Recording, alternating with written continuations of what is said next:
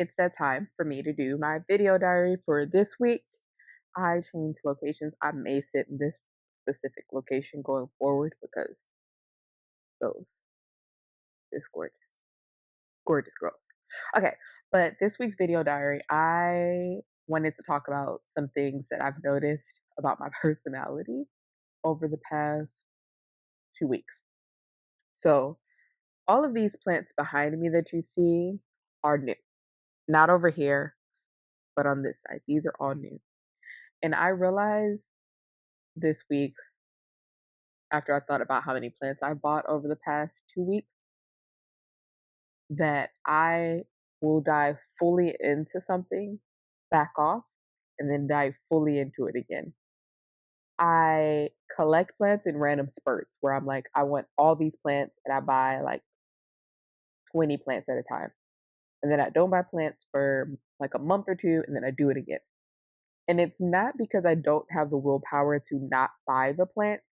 It's simply because my brain goes through cycles of focusing on one thing and then another. I already knew that I hyperfixate, but I didn't realize how bad it was until this recent plant incident. Because not only did I hyperfixate on buying plants, but now my brain is just in creative mode. So I'm creating content, I'm making new recipes for my business, I'm thinking about what plants I'm going to grow next year in the garden and what things would sell well to other people, what things my family would love.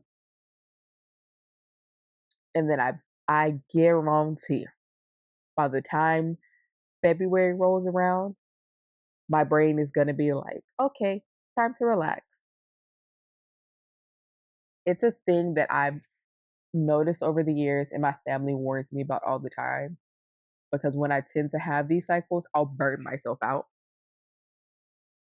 So, with me being more conscious of the fact that I'm doing it, I'm trying to consciously put things in place to where I won't burn myself out as much and I can still show up in the ways that I know that I can, the way that I should, the way that I want to. Whether that's in my personal life, business, or whatever, like I want to be able to show up in the way that I know that I want to. Will I have months like this where it's like go, go, go, go, go? Yes. But I'm trying to put systems in place for when those months hit me where I'm like, I really just need to slow down to where I have the ability to slow down because I have systems in place to make the things around me easier. So, like, I bought a mic so that way when I record videos, I'm not having to edit as much of the audio. My plants, I bought naked root planters, and I have other self-watering planters so that way I can have my plants in self-watering pots because I've noticed that my plants that are more water sensitive tend to suffer a little bit when I'm more like relaxed mode because I don't want to water them as much. Not that I don't love my plants, I love my plants. It's not that. It's some plants like this specific allocation right here, it needs a lot of attention and it needs a lot of water. And with me knowing that, if I hit a slump where I'm like, okay, I can't focus on my plants, instead I need to focus on like my kids, or I just want to like focus on going out and doing activities, having that naked root planter for this will allow me that. Um, and then I'm trying to also set things up to where I'm teaching my nieces some of the things that go into my business and and paying them to help me with it because why not? It helps them learn the entrepreneurial mindset. It helps them figure out if that's something they want to do. Because to be frank, I don't want them to not to be like me where I was like, I would never start a business and then get to a point where it's like, you know what, it probably wouldn't be that bad. I'd rather them see it now and then get a feel for it and see that it's not all sunshine and roses, but it's not all doom and dread either. So they're helping me with things like baking my goods and stuff. They're learning the recipes, one, so they can make it themselves because they just want to eat it. And then also so that way, if I ever need help because maybe I'm burnt out or I just don't have the capacity to do it, they can help me with it on those months where I need a little bit more time or week or whatever or days.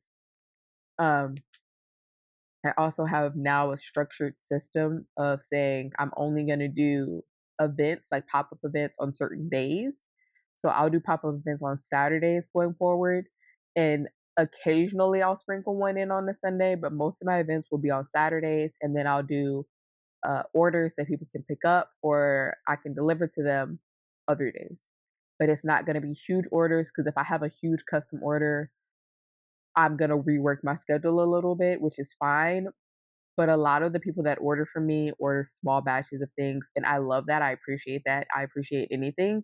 So it makes it a little bit more reliable, workable, easy, whatever you want to say, for me to know the structures that I need to put in place. Now, if I do start getting big orders, I'll revisit it and see how I want to structure my events and everything. But I do want to definitely do Saturday events. But then I also have weeks where I have put on my calendar, I will not do events. The week of my birthday, the week of my kid's birthday, the week of my anniversary with my fiance, the week of my mom's birthday, the week of my fiance's birthday. Like, I won't do events because those are times that I need to be spending with family.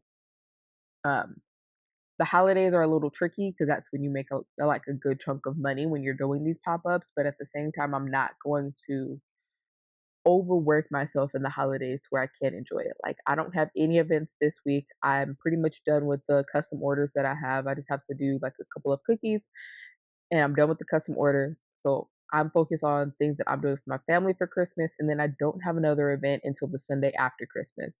And the good thing is my niece, my oldest niece, is coming over and is going to help me do all the prep work for that event. So, and I also limited my menu instead of doing a bunch of things. Now I'm only going to do sourdough and cookies at events, and then occasionally do cinnamon rolls, muffins, and other things as I have time, opposed to spending 3, 4, 5, 6 days prepping for an event. I hope that makes sense. But yeah, essentially, this week's was kind of like all over the place. Sorry. But these diaries are literally just me rambling to the camera. So I'm not surprised that they're really random. And I also wanted to say that I'm really, really, really, really, really proud of myself for allowing myself to have these rambles because I'm not the type of person that will put themselves out there like that. I'm not the type of person that's gonna put all my information out there. Like, honestly, I'll probably really never show my kids, really show my partner. My mom is okay with being on my social media, but besides that, like, everything else is gonna be as I see fit. And I'm happy that I'm in a place with myself where I feel more confident and comfortable sharing these things because old Alyssa would never have come on the internet and rambled. That's just not what I would do.